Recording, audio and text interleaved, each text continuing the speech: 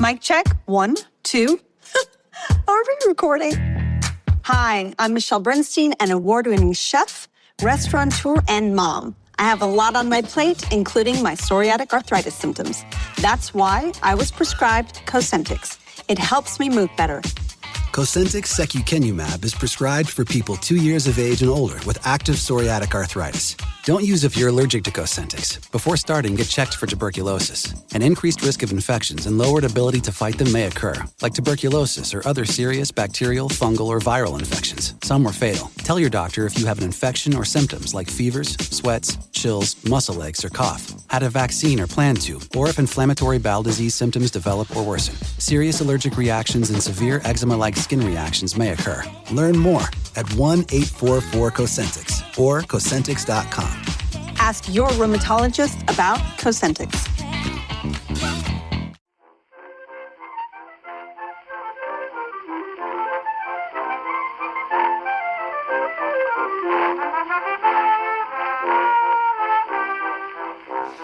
It's just you've got to admire Bill Buford for his sort of Chandlerian approach to the judging process.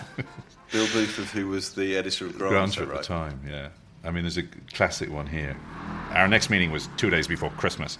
London traffic was impenetrable, clogged up by last-minute shoppers and IRA bombers. I had just finished editing our winter issue and was exhausted. John Mitchinson had just been left by his wife and didn't know where he'd be sleeping that night. Antonia had just come down with the flu and was bundled up in jumpers, and Salman had just finished reading 50 novels. We protested. It's because he's got protectors looking after him that he gets so much time. But in fact, he'd been spurred on by the reading. His excitement was contagious. It just goes on. It's just very funny. What's that the judging for? For the best of young British novelists in 1993. I was a judge with Salman Rushdie and Antonia. Oh my goodness! I remember. I went to the party. You did? I remember seeing you at the party, right? Yeah. And it was where was it? It was at the. I think, was it not the Polish club? I can't remember. No. Where was it? It was a trendy East End gallery. Yeah, it was. And it had the oil room. It was. It the had oil the oil room. room. It was the Saatchi Gallery. The Thump. The white it was the Yeah, Saatchi yeah, Gallery. that's right. The Saatchi Gallery. Oh my God! When was that? 1993. Oh, It's only nearly 25 years ago. I mean, because that was obviously my first marriage. That was on the rocks at the time. My God, we've started well today. It was. I'll just give you one more. I don't know here. I'll do. A week later, a message from Antonia. She was depressed. "They're so awful," she said when I phoned. "There's no thought or history or interest except the miseries of the world we've made. They're full of the horror of the horrid 80s. But they themselves are that horror. They are what the 80s produced. It's as if a diet of video nasties has ruined a generation." She lashed out at Martin Amis, not for being a bad writer, but for engendering so many bad imitations. "He's had a baleful influence on a whole generation." Tonight, John Mitchinson will be A.S. Byatt. The last one, because it's got a New Year's Eve fax from Salman Rushdie, and this is terrible. This is what you never should do. Bill, A.L. Kennedy, enjoying. D.L. Flussfeder, no. Philip Kerr, excellent. Adam Lively, very good. Carl McDougall, likewise, I think. Sean French, very surprising and enjoyable. Anne Wilson, Antonia digs her too. Alexander Stewart, second thoughts, out. See you, Salman. The reason I brought it in was just as, I love Bill, and it was, the whole judging process was a bit mad, because we had to read everybody under 40. But I think I said at the time that had it been 25 writers under 40, there would have been no argument whatsoever. There was a tiny number of, as it boiled down to, and I think it's always the same with judging panels. And hugely important as well, that one. I mean, it was regarded as something incredibly significant, that list. The first one that had been 10 years earlier was the most extraordinary list. That was the one that brought that generation of writers from Angela Carter, Ian McEwan, Amis, Barnes, Ish, who was in, there were a few writers that were in both. This one was kind of interesting. It's still, it's a pretty good list. But if you were young, you wanted to be on that list. Yeah. And your publishers wanted you to be on that list. I don't think it's quite the same anymore. I don't think it... Yeah, it doesn't. It was massively talked about and important. Louis de Bernier, whatever happened to him? Alan Hollinghurst, never heard of again. Yeah. Hanif Qureshi. Yeah. It's not a bad list. It's a good list. Except for Helen Simpson, who's never written a novel. so shouldn't have been on there in the first place. Helen Simpson. And a bit... Four bare legs in a bed. And Right. Anne Bilson, who I love, and who's a great film critic, but she wrote a sort of schlock vampire. We all enjoyed this vampire thing called Suck, but she's never really gone on to do much Simon, more. you're judging at the moment. So the Costa Biography Prize. So, obviously thrilled to be asked to judge it, and then the books start arriving, and it becomes a piece of work. And it's a delight. But a biography, I mean, we're not talking How many slim other judges? novels. How many other So judges are the there? way it works is, so the biography section obviously covers memoir, nature writing a lot this year, that kind of thing. It's not heavy political biographies all the time. In fact, few of those. And the way it works, which was news to me, is that unlike a lot of prizes, each judge, and there are 3 of us, I think for each category, only get a third of the books, because otherwise it would just be too overwhelming. So if, for instance, there is a fantastic book that I think I might absolutely adore in someone else's pile, the chances are, and if they don't like it because it's just not for them, or they picked it up and it was an awful day for them and they thought, no, I don't never want to read a book again, then out it goes, and that's the thing. But then I thought, well, either that or read 150 books each, and that would be too much. So. It's one of those things, whatever it's called, where the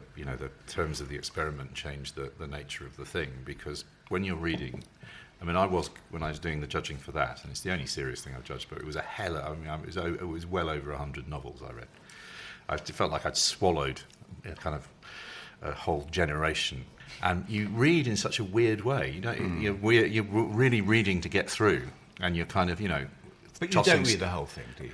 I mean, you can't. skim. You can't. You skim and a lot. Yeah. And the ones where you do find yourself, in a way, it's quite self-selecting. The stuff that really does grab you, you think, my God, that's... And there were 1 or 2 things that were genuine surprises. I'm like, Under the Frog by T-Ball Fisher was something I pulled out of Charing Cross Road out of the...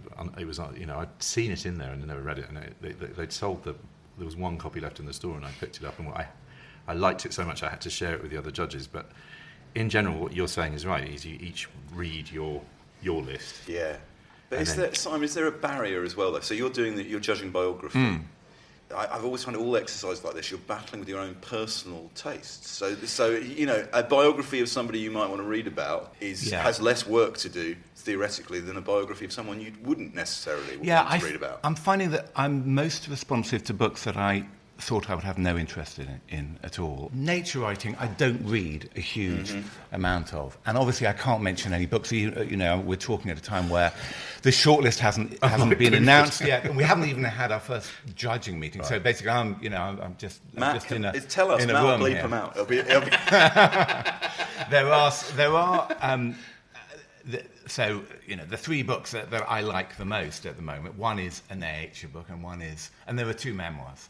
But then all sorts of other thoughts come into your mind. So one book that I'm reading is very short and I love, and I think, is it substantial enough to win a prize? And all these things, and you do get a fairly detailed outline, saying, don't be worried that someone has already won a prize for this book or is already well known. If it's the best book, it goes through. It's that kind of thing. I mean, well, we're talking a couple of days after the Booker Prize shortlist was announced, and somebody should have sent a message to the Booker Prize judges saying it's all right, despite the fact that it's already won prizes, you can include Colson Whitehead's The Underground Railroad. The non-appearance of that seems very, well, we can't now cover that because it's already won 2 massive prizes in the States. I think it's a mistake, but... I wonder, the problem is it's such a lottery. Yeah. Because it's taste, isn't it? I mean, people just... fascinating discussion internally, because we had Scott Pack's helpful dismissal of George Saunders as rent-a-ghost, literary rent-a-ghost. Look at me, John. I'm utterly poker-faced throughout that. But you and I, it was amazing. We loved that book, and we had, but really good readers like Stuart Evers and Lissa, and indeed Scott, and other people don't like it. They don't like it at all. Yeah. And it never ceases to amaze me. I would have put my money on Colson Whitehead because it seemed to me to be sixth novel by somebody who's just getting better and better on such an amazing subject. It's kind of formally interesting. It seems to tick all the boxes. It's already won 2 major prizes, but I'm afraid that you're right, and it ought not to make a difference. But on some subconscious level, maybe it does. Simon, you were talking about nature. Sorry, you're talking about nature writing. Just really I've invented something this week, which is going to be the next trend. So get ready, right? It's called nurture writing, and I've now worked out what it is. Initially, I didn't know what it was going to be, but I realise it's a brilliant name for the kind of Matt Haig, Kathy Rensenbrink school of books to help you with your depression and help you feel better about yourself. Nurture writing. Formerly known as self-help lit. Yeah, but self-help has a terrible, terrible, reputation. Yeah. We need to bring it into the 21st century. Is Marcus Aurelius self-help on one level, yes, on another level, no? It's the original nurture writer. Marcus Aurelius, the McFarlane of nurture writing. Sorry. The risk isn't it, and all these things, that a book wins by default. Yeah. And that's, the ones that cause least offence, or people, if you're finding for one particular book and people think, no, I think I don't think that's going to happen on this. And the other judges I know, are very level-headed and also great readers. So I think I don't foresee that. But despite all this, I reread the brilliant Julian Barnes Posh Bingo piece on the Booker, which is just in the LRB, which was in 1987, I think he wrote it. It's a brilliant piece, very, very good and very funny. But in general, although it's hellish for everybody, I do think prizes are kind of, there is a sort of point to it. Yeah. And my feeling on all these prizes is that it's great because it gets on the BBC News. Yeah. And more people will buy the books. Yeah. It's as simple as that. Yeah, and actually, it does provoke interest. One picks the best stuff. It does. It does provoke interesting discussion. We had a really good internal discussion here. Hello and welcome to Backlisted, the podcast that gives new life to old books. You find us watching rushes in the viewing theatre of our sponsors Unbound, the website which brings authors and readers together to create something special. I'm John Mitchinson, the publisher of Unbound. I'm Andy Miller, author of The Year of Reading Dangerously. And joining us today is the writer Simon Garfield. Hello, Simon. Hello, Andy. Author of Variously. Simon, we did a thing at a festival together and I introduced you in this way. I'm going to do it again because I think it is just the best list. Simon Garfield, author of Variously, books about AIDS, wrestling, Radio 1, The Colour Mauve, steam locomotives, stamps, the mini car, fonts, the Mass Observation Archive, letters, writing, and most recently, The Nature of Time. Yeah. That's a magnificent portfolio of work. And also, we're going to talk a little bit about a couple of Simon's books because we've got him here because we've talked about your books on the podcast before. You edited a book called A Notable Woman, which I think listeners to Backlisted would absolutely love. Absolutely. Could you just say a little bit about how you came to do that book and what it is? Yeah, so what it is, it's a collection of 43 diaries written between 1925 and 1986 of a woman called Jean Lucy Pratt, who was someone I discovered in the Mass Observation Archive. So I went in there years before I was able to edit Jean's diaries, and put together a series of lives from the Mass Observation. A summary. At the University of Sussex, there is this fantastic archive of life writing that began just before the Second World War, continues to this day. There's been years of interruption. And people just write about, two things. Well, one is they write about their lives, originally in a kind of diary format, and they also answer what are known as directives, but they also which are questionnaires. They were encouraged, weren't they, they're sort of benign Stasi. They were encouraged to travel around that was looking at what other people were doing and noting down. Exactly. That was the organisers before sort of the people took over, as it were. Okay. And the idea was, what do ordinary people, a terribly patronising thing, three separate people, one of them an anthropologist, but all have sort of anthropologist views. What do ordinary people, in a northern club, think about the real world? This is before Gallup and we did the amazing book, the Exmoor Village which was a sort of yes, that's right. a kind of a mass observation project, and it was sort of Oxbridge people going into local villages. It was a brilliant book, but the whole thing was sort of it was. I mean, it's one of those classic British. I feel it's in the same spirit as sort of Pevsner and mass observation as well. And the Ordnance Survey, amazing. There's a book, isn't there? The letters or the diaries of Nella Last, the housewife Nella Last, which Victoria Wood made a film about. Exactly. Anyway, to come back I went in, edited 3 books, and Jean Lucy Pratt, was in all of them, and that was great. Then the books came out, got some attention. Her niece, who was alive, Jean Lucy Pratt, long gone, said, do you know that Jean not only wrote for mass observation, but also kept diaries through her life? And I said, I'll be down in 10 minutes. You know, this was extraordinary, because she was such a beautiful writer, incredibly frank, wrote about, disasters at work, disasters with love, the whole thing. It's a fabulous book. Yeah, and it sort of, I kind of thought, if she wrote about mass observation, and I got the feeling, and you always get this with mass observation, that there is still a veil, People are aware that they are writing to a professional organisation. Yeah. And I thought, well, if these diaries are really personal diaries, then they are going to be extraordinary, because she was extraordinary for mass observation. So I went to see her niece, and it was a battle. So originally she said, read these. So I went, took notes, and she brought down classic, a suitcase from the loft with all these diaries which smelt of tobacco and, Ovaltines or whatever. And really fantastic.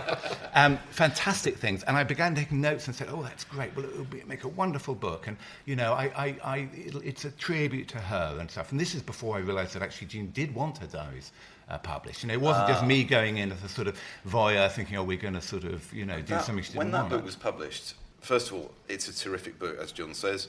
It was very well reviewed, and I think it sold well. Yeah. Was that a very satisfying thing? It was. To see it out there in the world. I'd be dishonest if I didn't say I wanted it to be a huge hit, because it's... it's 95% her, 5% me. I mean, I did the hard work on the editing. I can't remember. I think she wrote well over 1 million words, and the book turned out to be, I'm really not sure, about 160,000 or so. So I had to cut a huge amount, or maybe 200,000.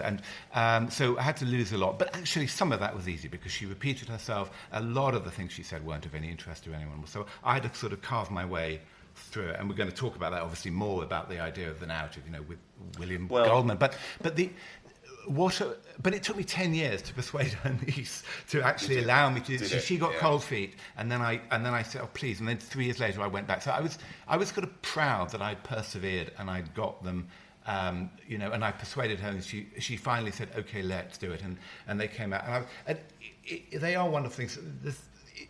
When you write a book, you kind of think it has a certain life. It has a certain shelf life, as you know, plus it then gets reviewed, and then, it has a window. It's a bit like a film. It has a window. It's either going to make it or not. With this, I know that it's going to just carry on. Yes. And partly thanks to you guys here now, really. But, it will carry on, because it's an important document. That's the key, I think. In fact, I was going to do it.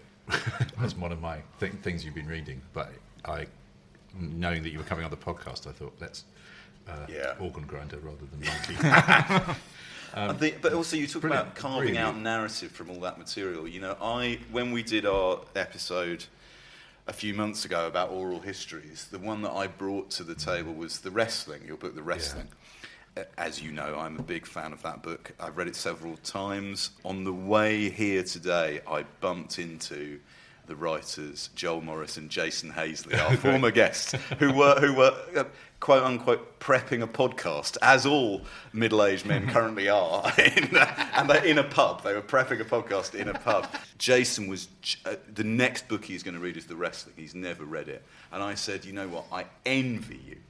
Yeah, I envy you the peculiar journey that you're about to go on with Simon as narrator in the book. I just wanted to ask you, I don't think I've asked you this before, was it easy to construct the narrative of The Wrestling?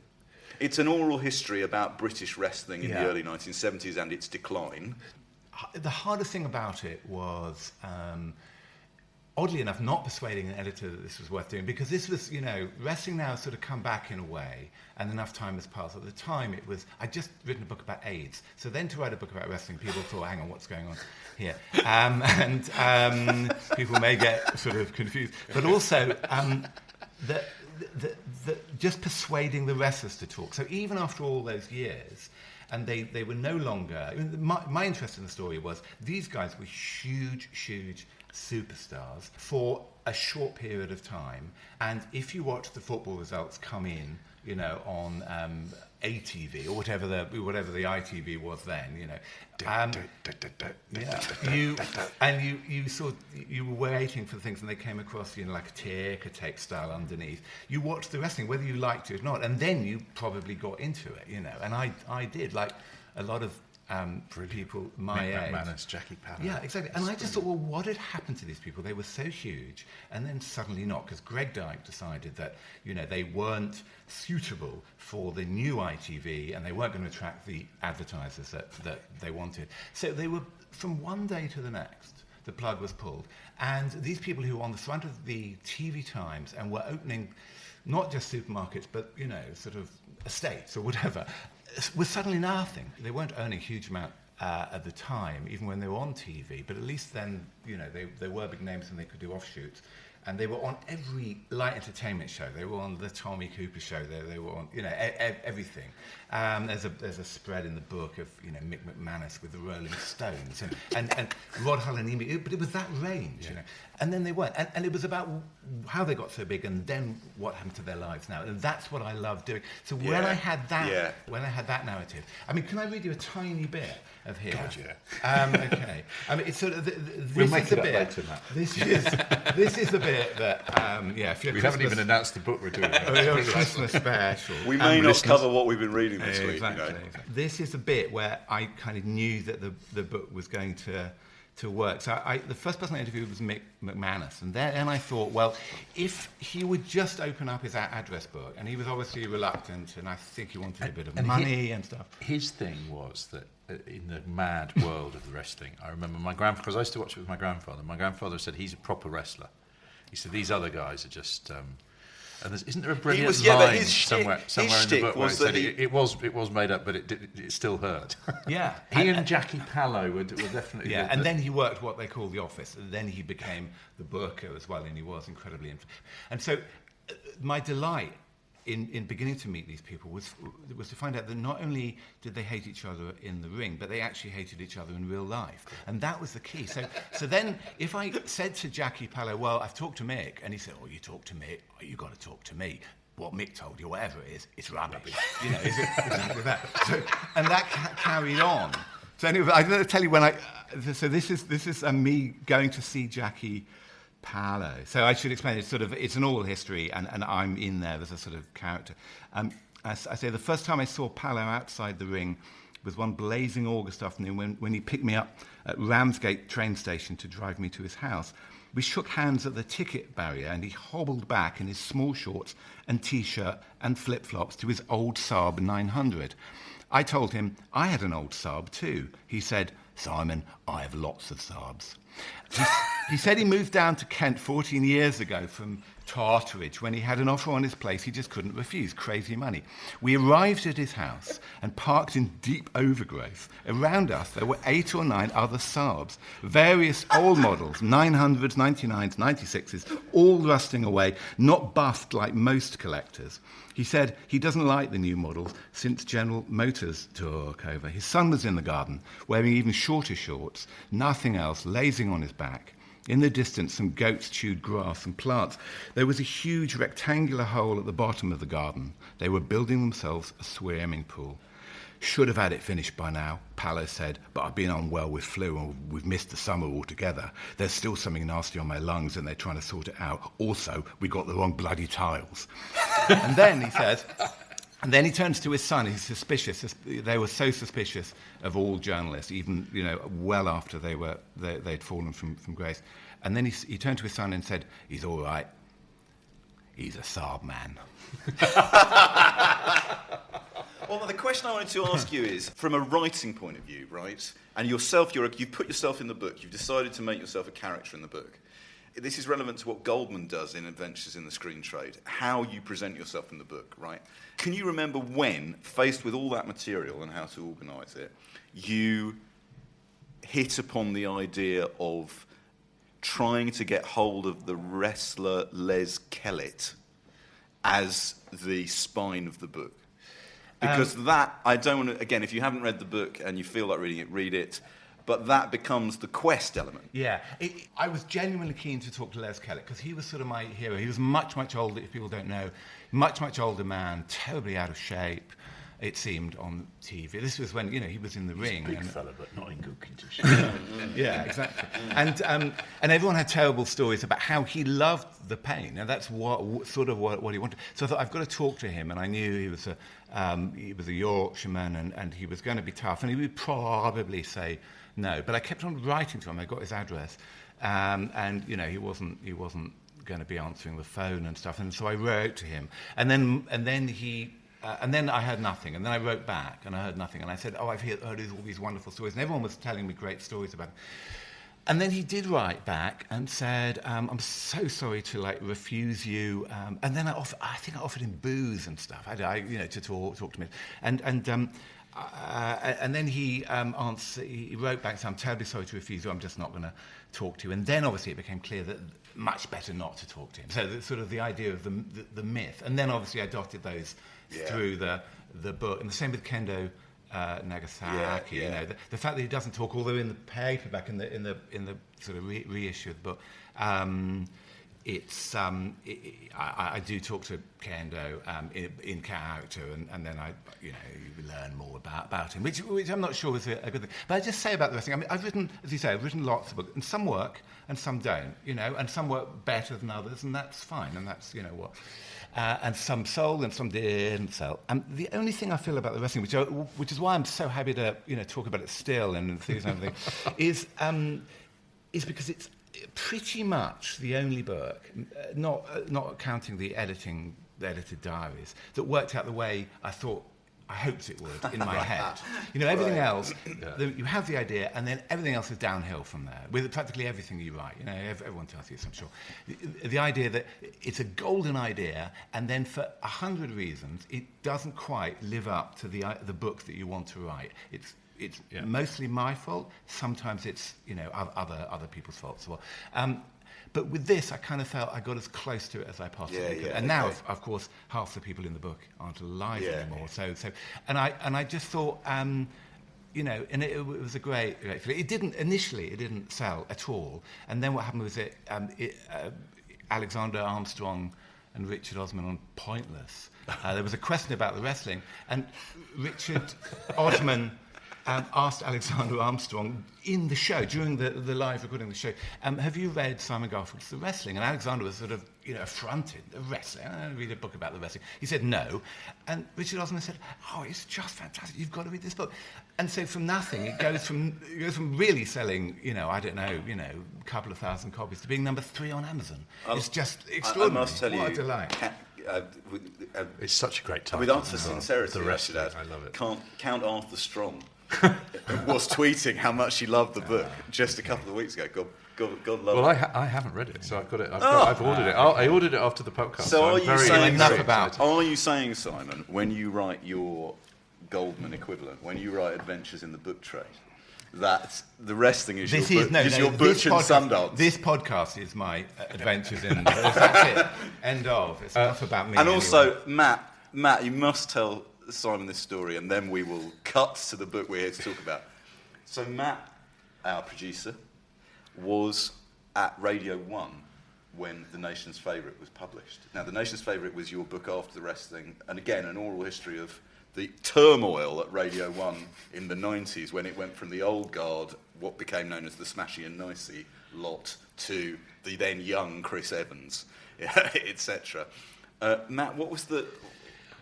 Just that I actually had left Radio 1 and was in a different part, was working somewhere else when the book came out, but I was at Radio 1 when you were having meetings and kind of coming in and talking to people and stuff.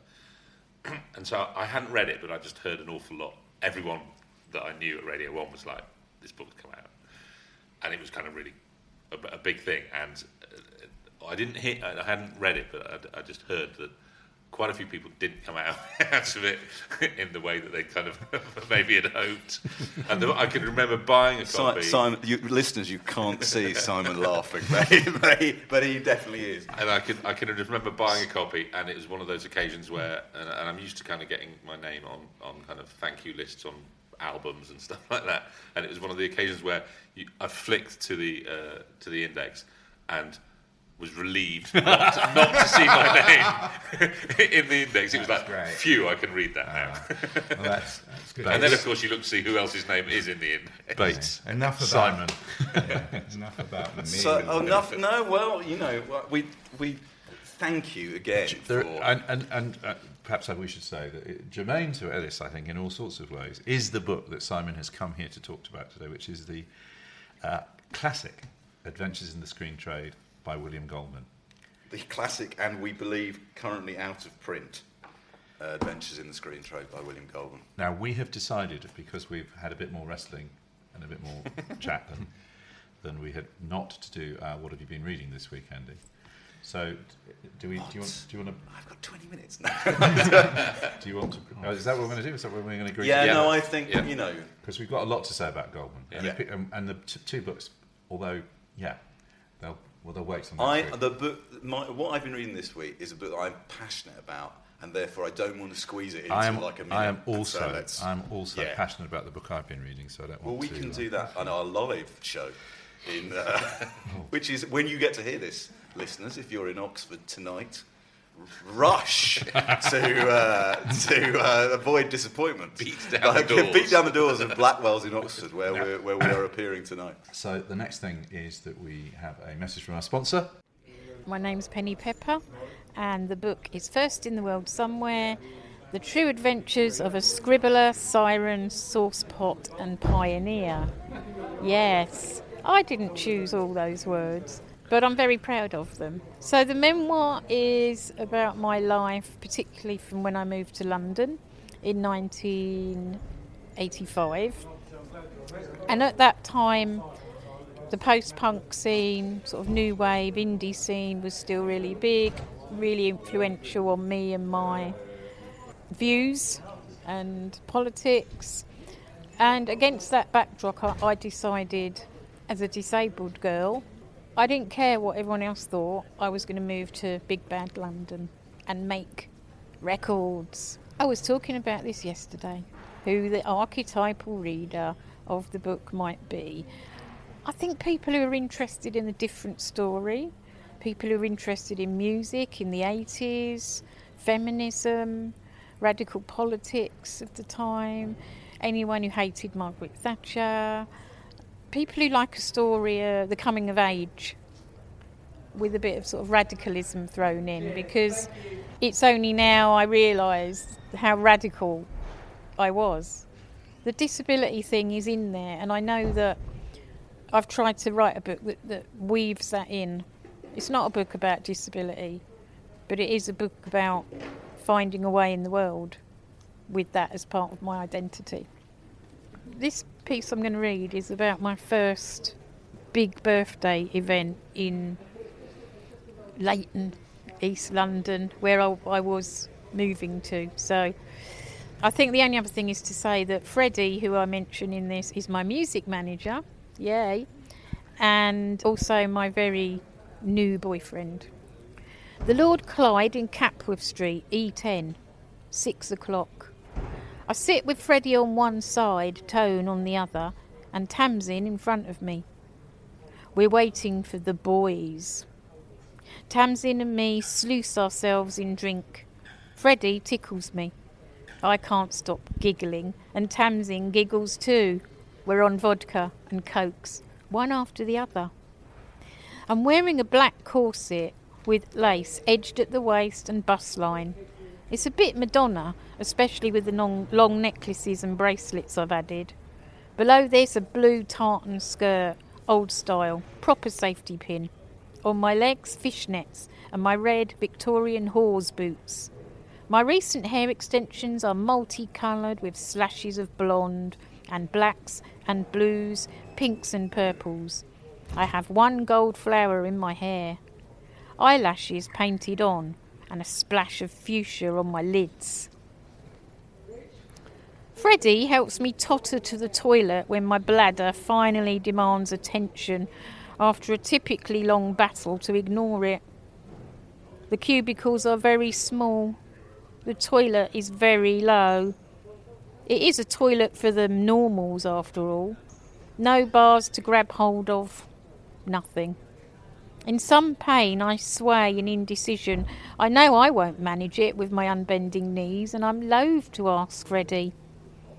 Come on, dear heart, I'll help you, Freddie says, gently holding me around the waist. It's deliciously sleazy, in a good way. I'm sorry, I whisper, burning up with vodka and embarrassment. Shh, silly thing. Freddie kisses me, and before I know it, his strong hands have whipped down my knickers. Fortunately, my best pink satin Frenchies, and he's lowered me to the loo. I wee for hours, and as I'm finishing, Freddie decides we must snog. First in the World Somewhere by Penny Pepper is available now from all good bookshops and the Unbound website at unbound.com. To receive money off the registered price at the Unbound checkout, enter the code BACKOFF. That's BACKOFF. We'll be back in just a sec. And now we're back for the main subject, the large, capacious and best-selling mid-80s tome that is... out of print. Adventures in the Screen Trade. Well, can I just say, before we get Simon going, if it is out of print, that is remarkable, because I started my book-selling career 30 years ago this week in Happy birthday. in Waterstones, Regent Street, and I was put in charge, as new people were, in charge of the science fiction section and the cinema section, and easily the best-selling book in the cinema section. And this was, I guess, 3 years after it was published, was Adventures in the Screen Trade. I mean, it was the book, I think, that shaped a whole generation. It came before there were other books that came afterwards. There's what I call the disaster movie books. You Never Eat Lunch in This Town Again by Julia, whatever her name was. And Jake Ebbert's The Goldcrest Story, which was, and there was the... My Indecision is Final, that book was called. And what was the one And then about there's Heaven's Gate? Gates, Heaven's Gate book. Final Cut. Final Cut. That's right. All of these. But Julia Phillips. But Goldman was the kind of... Because one of the things people always said about movie books is nobody read books about the movies. And then suddenly Goldman changed all that. I mean, how it's out of print is extraordinary because the films have survived. You know, Butch Cassidy and the Sundance Kid is still one of the all-time great movies. Let's just say what this book is before I ask you the question, Simon. So this is a book which appears to be, and we will come on to this, it's a book that appears to be by a screenwriter about screenwriting. And some of the book is that. It appears to be Robert McKee on screenwriting. It appears to be. Now, when I saw Joel Morris and Jason Hazley earlier, they both love that book. They are scriptwriters. They've written scripts for films, and they write the adult Ladybird books, but they also wrote for the Paddington movie, and they devoured this book. And Jason said, the thing about this book is all books about screenwriting are how you do this, except Adventures in the Screen Trade, which is about how I did it. And it makes it seem fun, even when it's awful. And it makes it seem achievable, even when we, in our wildest dreams, couldn't write Butch Cassidy and the Sundance Kid. And it managed to make something that is the product of sitting in what Goldman calls the pit, beating himself up because he can't do it, seem effortless and fun. And it's got a three-act structure. The first bit is his kind of more philosophical observations on Hollywood realities, which is full of gossip and full of brilliant announcements, the most famous of which being, Nobody Knows Anything.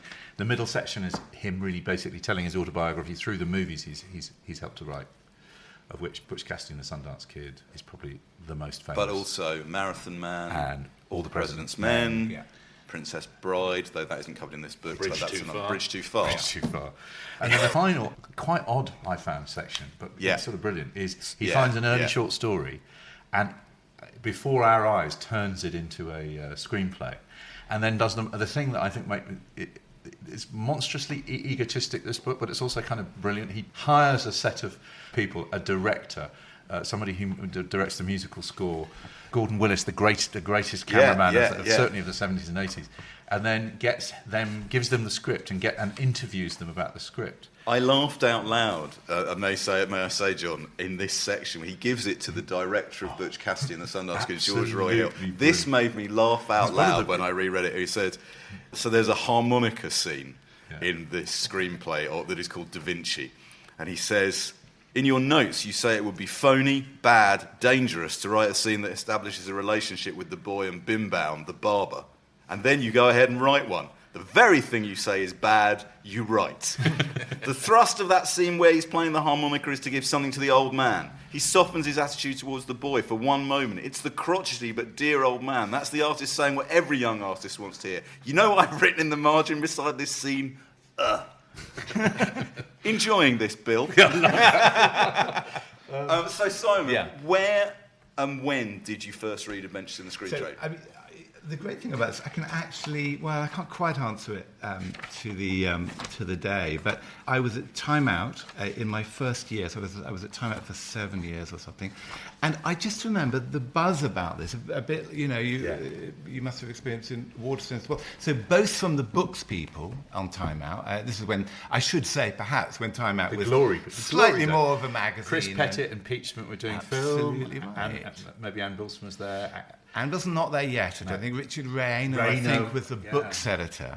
And he was abuzz with this, as were all the film people. So that's when I first got on. And the Time Out then were pretty much ahead of the curve. They knew what was coming and everything was being given to them in advance and stuff. And I have got, this will date it as well a little bit, I've got a name here who I vaguely remember but not quite sure why, called Paul Craig, so if you're listening, Paul. And I have a phone number, and I have, and this obviously dates it as a, this is actually genuinely when I got it, a beep number, or a beep code. So I could beep him at any point. And anyway, and so that was it. And I loved it as well. I mean, the thing that appealed to me then, when I first picked it up, was, I had no intention, and, I'm sure most of the people reading it, because it reached such a wide audience, had no intention of learning how to write a screenplay. Whereas if you pick up the McKee books, you probably want to write a screenplay. You don't read it for pleasure, but this is absolute pleasure, and it's gossip. I mean, that's why it works. All the big stars, who are still big stars, or still big names, the Paul Newmans and the Robert Redfords, he just had fantastic insights because he saw them, as it were, with their pants down, and he, as you said, it's I was there, and it's from the inside. And that's why it works. The most famous phrase from this book, which is passed into the film lore and publishing lore, as the first line of the book, which it actually isn't, but is nobody knows anything. Yeah. Which is to say, well, we have a clip actually. This is William Goldman interviewed probably about 6 or 7 years ago, if he remembers writing that phrase or coming up with that phrase. Nobody knows anything. It's funny. It's caught on. As I remember, what I meant by it was that nobody has the least idea what movie's going to work. I mean, the big movie that's opening this weekend is Sex and the City 2. And sequels are horrors movies, as I've written. The only reason you do a sequel is to make money. And nobody has the least idea, is it going to be a phenomenal success or is it going to tank? I was talking with a studio guy recently, and he said, we'll make movies that cost under $25 million and movies that cost over $75. And I thought, total horseshit. What he meant was they would make, quote, quote, an art film, and they would make special effects movies. But that leaves out a gigantic percentage of what most of us fell in love with movies for. I mean, it wasn't because of the special effects stuff that they're doing now. I understand that Avatar was terrific, et cetera, but there were other things besides Avatar. It was the movies I liked a lot. He says somewhere else, he might say in the sequel, which is called Which Lie Did I Tell, which we might talk a bit about as well, you know, the kind of films that he was writing, that Hollywood was producing in the 60s and 70s, kind of famously pre-Jaws, Jaws and Star Wars being the films that change everything. Those are the films, he says, in retrospect, we were really lucky.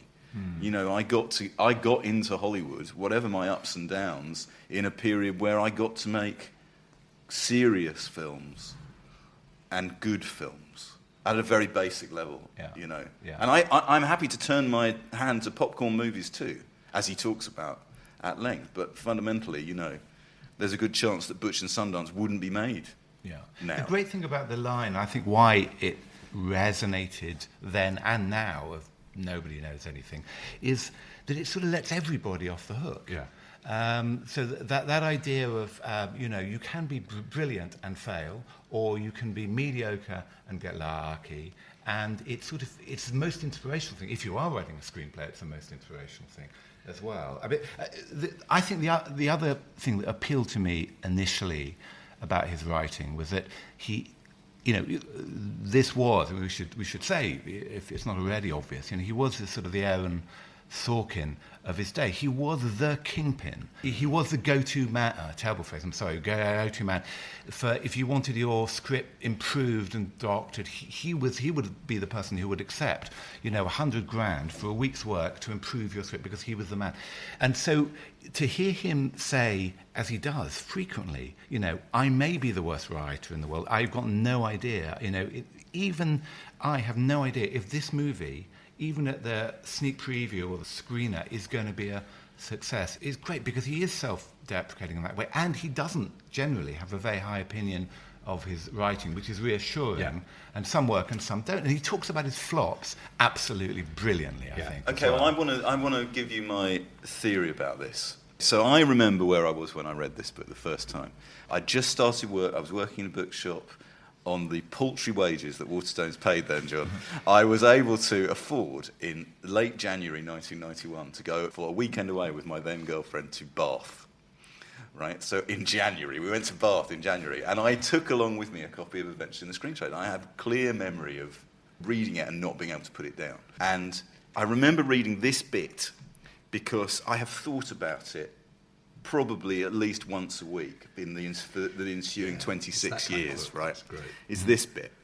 He's talking about movie stars, and he's saying, movie stars are so blessed, and not just with physical beauty. They have talent and intelligence and command and an unending supply of self-deprecating charm. Remember that phrase. We have read their interviews in the papers and we've seen them on talk shows, and it's very hard to realise that what we are seeing are not the people themselves, but the actors doing what they do best, acting. George Segal may have put it best. I had watched him be terrific on a talk show, playing his banjo or whatever the hell instrument he plays and joking it up. And I asked him if he had always been able to enjoy himself that way. And he said, I prepare myself. I do an acting exercise. I tell myself I'm playing a character who's enjoying himself. Now, okay, so here are the two things I thought coming back to this book. First of all, every single time I've tuned into a chat show, for 26 years, I have looked, I genuinely, at some level, I've thought that. I've looked at whoever it was and thought, you're good at this or you're not good at this. You know, you're playing the part of being delighted to be sitting next to whoever you're sitting next to, right? So that's the first thing I thought. But the second thing I thought, coming back to it, is actually looking at this book as a book with a slightly more analytical eye. One of the brilliant things that Goldman does in this book, as the author who puts himself in the narrative, is play the part of a guy who's enjoying himself. Right? Absolutely. That idea that what you're seeing him is playing his banjo or whatever the hell instrument he plays. Because he's so charming, and he's so much fun to spend time with, and he's so avuncular, that actually, when I got to the end of the book, which now reads like much more of a period piece, I think, and a slightly sad farewell, I think, to an industry. You know? But also, I read it thinking, I'm not sure is this a great... It's not a great book, but it's so much fun. It's so enjoyable to spend time with him. If we were to apply his rules of structure to it, and certainly to the sequel, the Whore's book, as he would describe it, to the sequel, it doesn't play right. No, it's all over the place, and it's not, talking about sort of prize winning. It's never gonna win, sort of any prize. But as you say, it's such a. I mean, this is in the second book, Which Lie Did I Tell, which came out more than 10 years later, 14, 15 years later. And there's this fantastic thing where he talks about the phoniness. A fantastic line where he's talking about Gwyneth Paltrow. He says, I saw Gwyneth Paltrow being interviewed. She was a few weeks away from winning her first Oscar for Shakespeare in Love. And she said, essentially, that her chief thought of the coming ceremony was to be sure to remember to wear comfortable shoes, that she had given no thought to winning, and of course didn't care, she said. Well, he says, there aren't enough lightning bolts in heaven to cover all the falsehoods in that little discourse. Which is great. But he also, he starts Which Lie Did I Tell by talking about the wilderness period that followed the publication of Adventures in the Screen Trade, without ever, it seemed to me, acknowledging that he might have perhaps crapped on his own doorstep by, as you said, Simon, publishing a book full of gossip, albeit affectionate gossip, about the appalling habits of people like Dustin Hoffman, that people would look at him and say, well, can we employ this guy if he's just going to go into print and make us look foolish? And there's so many great scenes in it. The scene where Hoffman insists on getting Olivier is literally dying. I mean, he can barely stand, to walk and improvise the scene. And Olivier comes out really well out of the book. This is the Marathon Man. Yeah. And he just, the director, Schlesinger, because Hoffman's the star. I mean, the meditation, there's so many brilliant one-liners in the book, but that scene in particular. Can I just read a piece of where I think this is comedy writing, but also serious comedy writing of its finest. This is about the Stepford Wives, a movie, brilliant premise, which he writes the screenplay for, but the director is an English director, Brian Forbes. And anyway, Brian Forbes has asked him a question, which is, hey, Bill, what do you think about having Nanette Newman as the main character? And he says, what could I have answered when Brian's question was put to me? Well, I could have said, Brian, she's English, and this is a very American piece. I could have said that, but it would have been dicey. In the first place, she was a more than fine enough performer to act the role, and as noted, there's no law barring the British from New York suburbia. But most important, Brian knew it was an Americana piece, and he was English, so he already felt perhaps somewhat uncomfortable as director. Throwing his background up at him would have done nothing. You can't say the actress is wrong because she's English when you're working with a director who's also English. What I could not say was the truth, that she wasn't sexy enough, that casting her would possibly kill the picture right there. Why couldn't I say that? Because Nanette Newman was his wife. What else could I have done? I might have run to the producer, Edgar Sherrick, and told him everything, but Stepford was a troubled production. We'd had difficulty finding a director. Preliminary casting had turned out to be a bitch.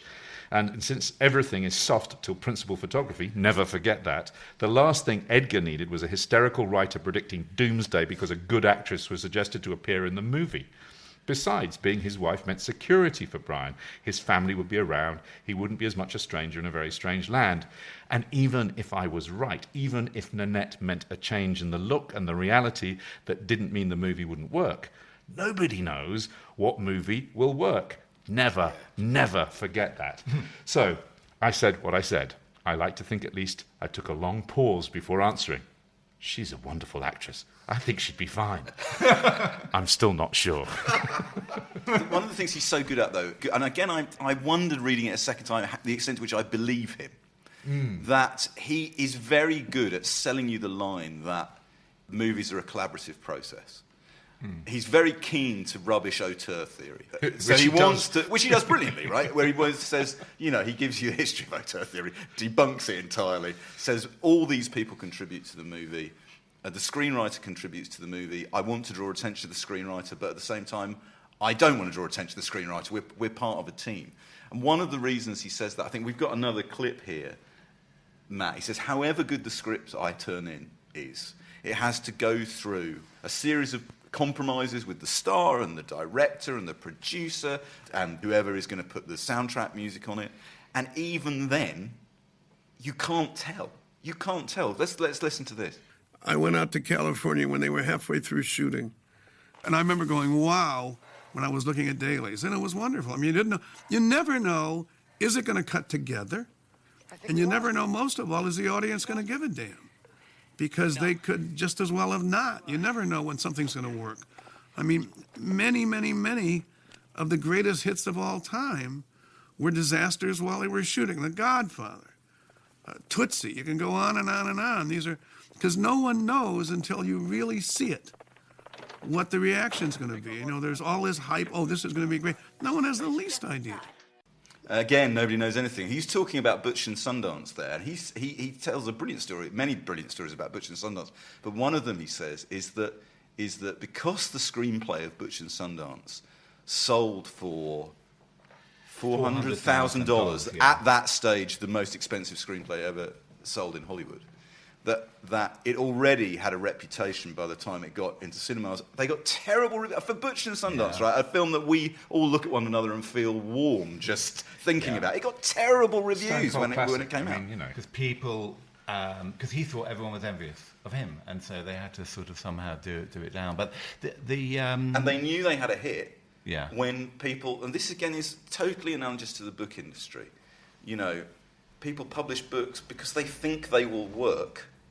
But until they are read by the public and they like them so much that they say to other members of the public, you've got to read this, you don't have a hit. And it's really reassuring. I think it's really reassuring because if we knew how to do it, it would be much more boring. Yeah. The other thing which is sort of very obvious, you know, the minute you get into the book, is that he writes the whole book pretty much. There are excerpts of screenplays in here.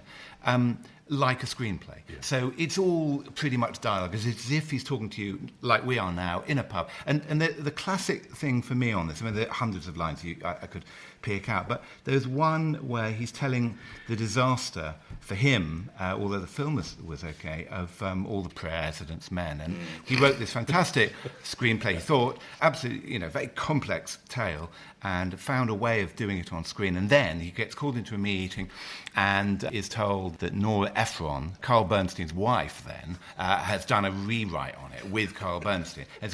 But the way he tells it is so brilliant, because what he says, he says, he gets called up, he has no idea of the kind of bombshell that's going to hit him, which is basically, sorry, these people who have no experience of this are going to screw it up, although Nora Ephron obviously went on to do fantastic things. And he just says this. So there's a new paragraph. There's basically every line is a new paragraph in the whole book. And he says, Redford's in the room, Woodward's in the room, Bernstein's in the room. And that's the thing. Rather than just say they were all there, he's just, bang it out. So ellipses everywhere in this book. It's brilliant. You were saying about remembering. There's a bit that I have also thought about through my whole life. And this is because of its relevance to the book industry. He's talking about money in the movies, and it's in the first bit of the book. Studios have the money, and that's always where the power lies. I remember an early Sam Peckinpah film, still for me his best, called Ride the High Country. It opened in New York as the bottom half of a double bill with a European Mongol-type picture. It got some sensational notices, and when I saw it, I couldn't believe the way it was handled. I eventually tracked down an executive at the studio and asked why it had been dumped. He explained, sure, we previewed it, and the preview cards were sensational, but we decided to send it out the way we did because that way we were sure to pick up a little money. We didn't believe those preview cards. The movie didn't cost enough money to be that good.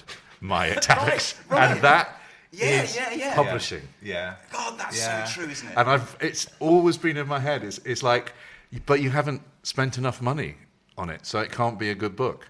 Well, but it is a good book.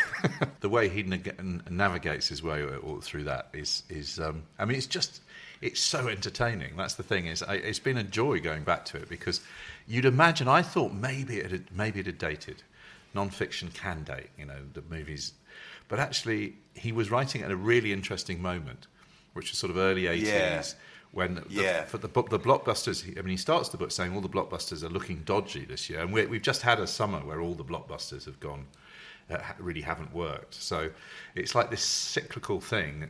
Hollywood finds a way of making money, and then the audiences just get a bit bored with it. I felt coming back to it I first read it 10 years after it was published, and I felt coming back to it, actually, one of its strengths was that if it's dated into a brilliant time capsule of the state that Hollywood was in the late 70s and early 80s. Yeah. Actually, moving on to Which Lie Did I Tell, which was published in 2000, the follow-up, that hasn't dated well at all. There's a couple of problems with it. One is certainly reading them close one after the other. I don't know if you felt this, Simon, or not, but it's appallingly edited, Which Lie Did I Tell? It's not just that it's a bit baggy and too long. He repeats stories that are in Adventures in the Screen Trade that should have been blue penciled. Yeah. That anyone who had read, as we have just done, had just read Adventures in the Screen Trade would go, well, no, it's fine. You wrote Adventures in the Screen Trade 20 years ago, but FYI, we don't need to hear that again. Yeah. And weirdly, there's too much Butch and Sundance in Which Lie Did I Tell? I think he put, I think it's like a classic. He had one great book. I mean, this is the studio executives, just one sentence, but everything you need to know about a studio executive is in this one sentence. Studio executives are intelligent, brutally overworked men and women who share one thing in common with baseball managers. They wake up every morning of the world with the knowledge that sooner or later they're going to get fired. Yeah. And the book is full of those brilliant observations, and you feel that this is the book because he's had to think about it, and it's his first go, and he hasn't killed all his darlings. He's gathered them all together, and I think it's a brilliant example as well. He deserves credit, a bit like with The Princess Bride, in fact, that he's very good in his screenplays. He writes hybrid screenplays. He says that a lot of the time. What is Butch and Sundance? It's a Western, but it's not really a Western. What is The Princess Bride? Is it a funny film? Is it a romantic film? Is it an adventure film? Well, it's sort of all of those and none of those. It's not playing for laughs. And it's hard to think that this type of book didn't exist before he wrote it. Because it's sort of, when he pitched it, how did he pitch it? Did he say it's going to be a screenwriting guide? It's not a screenwriting guide. As you said, Simon, it's just a wonderful collection. It's sort of just anecdotes most of the time. But the other thing that I think, looking back on it as well, I mean, I don't know at the time, did people take it as sort of gospel truth, or did people take it as we do now with a sort of a bit of a... I looked at the reviews. I think the general consensus was that it was massively entertaining and a bit of a mess. I mean, the Da Vinci section at the end, which is the screenplay, is quite hard work. I mean, you have to be really interested. I don't think, as a lot of people have pointed out, I thought the director skewered the whole thing. He said, how are you going to... Yeah. It's basically, it concerns a guy who's a hairdresser who's expressing himself at his art through cutting hair, and it's the guy. It's very fun. He said it's really hard to communicate that on the screen. What are you going to do? Have some big afro wig, and then it's... No, we're talking about wigs. It's just the wigs are where the whole thing falls apart. It's very funny. But so I think the reviews were, but if you're interested in movies, this is kind of a classic, which I think it is. Which is why I am genuinely amazed to discover that it's not in print. Simon, did you review it in time out? No, I didn't. I just enjoyed it instead. Good Lord. But the other thing which I think is extraordinary about it is that he is so, but not in a kind of full of himself kind of way. Not that you react badly to it, but his pronouncements are so finite. Yes. That you kind of think, I can't possibly take it seriously. And there were, so I've got an example that is perfect for us here. He says, because he was a novelist, was a novelist as well, and successful as well. And he wrote a book called Boys and Girls Together, and then in brackets there's a bit where he says, note to fledgling writers, under threat of torture, never write a long novel. And so he says, why you should never write a long novel. And then the next paragraph, he says, I wrote for maybe a year and a half, and I suppose I had 600 or 700 type pages, blah, blah, blah, both, and then he says, so, the piece perhaps 2/3 completed, when I stopped to do 2 Broadway shows, a play and a musical. Both died bouncing, which was not a lot of fun. And then he says, note to fledgling writers, never write for Broadway. Well, he says at one point, doesn't he? He echoes what you were saying about the wrestling, actually. He says, and he's written a lot of books, William Goldman. You know, a lot of screenplays and a lot of books. He says the two things that went right, that I'm proudest of, which I knew were good, were the screenplay of Butch Cassidy and the Sundance Kid, and The Princess Bride. Right. And he sort of said, it's one of my great pleasures of my life is that I wrote the novel of The Princess Bride. It didn't really do anything. We made the movie a significant time afterwards. The movie kind of became a sleeper hit, which has drawn people back to the book, and now the book actually does really well. Yeah. You know, that it's become a kind of self-perpetuating thing. And he says, you know, I wrote that for my kids, and it just went right. His description of how awful it is to be bogged down in, to be halfway through a long book, knowing it's not working. I mean, I wondered if there's a funny thing about the book. I was thinking he obviously you feel him enjoying the book.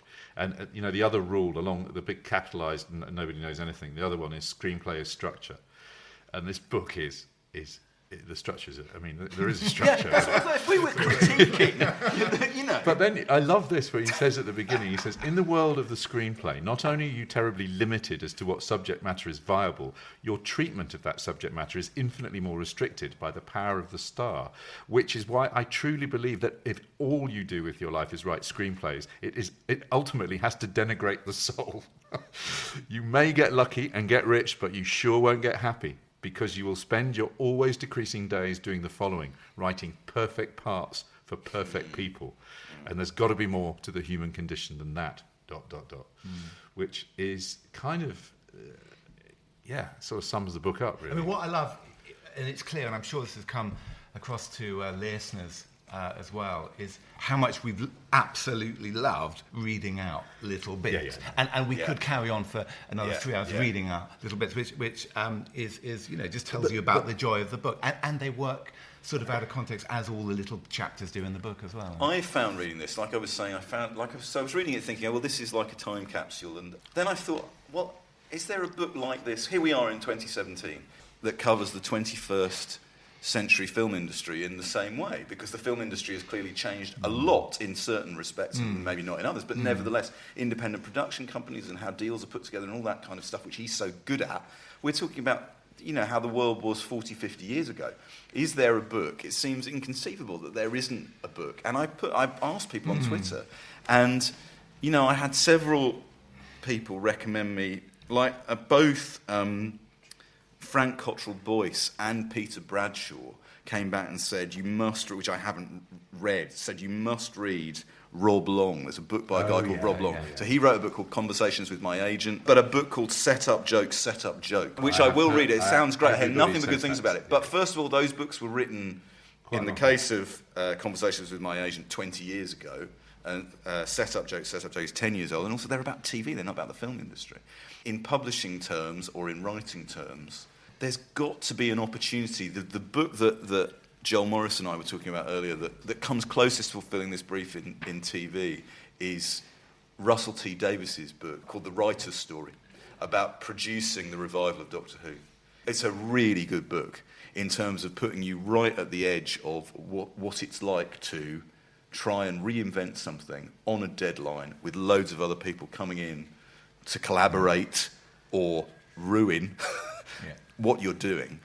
And yet I still would love to read a book about the film industry in the States, you know, how the big blockbusters get signed off, how indie hits become hits. Maybe people are too scared to do it now, that they're sort of, they feel they can't offend. I mean, William Goldman's at absolutely the top of his game at this point. So maybe he felt he could tell these stories because he was sort of indestructible in some way, and that people would sort of almost forgive him anything. And even the stories he tells against people are quite endearing in a way. So although, you know, the big stars won't laugh it off, they'll just never work with him again. But maybe he thought, well, there were you know, I'm bigger than all of this. And now I think there aren't very many people who can say that. Don't you also think that there is a difference? The culture of Hollywood has changed. That there aren't flops of the spectacular Heaven's Gate kind of way that maybe there were. It There are, though. I know, but They are like much the Lone more, Ranger, you know, I know. John Carter of Mars. But They're yeah, always but making they're flops. it feels a lot more corporate, a lot more closed off. You don't have these heroic Cimino figures who are being producer, hung he out was to working- dry. You don't. Yeah, and you're right. I mean, the maverick producer, he was working with Joseph Levine, who was totally independent, not part of the system. The producer of yeah, exactly. Originally Farm. But giving all his money, millions. We're not talking about a sort of $10 million indie movie. We're talking about blockbusters. For, as you say, Bridge Too Far, and the money just kept on piling in, and he did it brilliantly, and he made money out of it. But those guys, I'm not sure exist in the same way. Yeah, I mean, the other one is the Biskin book that comes up. Easy Riders, Raging Bulls. Yeah, which is much more to do with the. It's much more to do with the independent movies that became. Yeah, also, but Easy Riders. Also, here you go. Easy Riders, Raging Bulls is kind of a book that's about the same period that this book is about. Yeah, but it's not by a top practitioner. It's a great book, but it's a very 90s book. It's a book about groups of blokes doing horrid stuff. Well, I guess that's the point. I just don't think that Hollywood's that interesting anymore. I mean, I don't feel. I cannot believe that there isn't right now some funny, let's hope, talented film writer who's had 2 hits and a couple of flops who couldn't talk us through what it takes to get a movie made now. There's such a gap there. Isn't it kind of crying out for somebody, you're just describing somebody like Tarantino to write a book about how he kind of made his movies? There we go. Yeah. There we go. If you're listening, get in touch. If you're listening, we can offer you maybe 4, maybe even 5 figures. Anyway, I think we're leaving with unanimously saying to everybody, if you have even the slightest interest in movies, in writing, in the creative process and how the creative process is kind of turned into money or not turned into money. Goldman it's got to be near the top of the bar. But also, if you just want to spend some time with someone hilarious human being, charming, funny series of stories, terrific, still terrific. Okay, well, I think that's probably as good a point as any to stop. Thanks to Simon Garfield, to our producer as ever, the great Matt Hall, and thanks once again to our sponsors Unbound. You can get in touch with us on Twitter @BacklistedPod, on Facebook, which is BacklistedPod, and on our page on Unbound site at unbound.com/backlisted. Thanks for listening. We'll be back with another show in a fortnight. Until then, goodbye. Who are these guys? Who are these guys? The secret.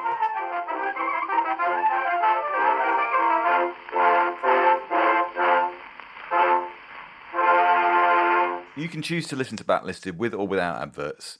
If you prefer to listen to it without adverts, you can join us on our Patreon at patreon.com/backlisted, where you also get bonus content of 2 episodes of Locklisted, the podcast where we talk about the books and films and music that we've been listening to over the last couple of weeks.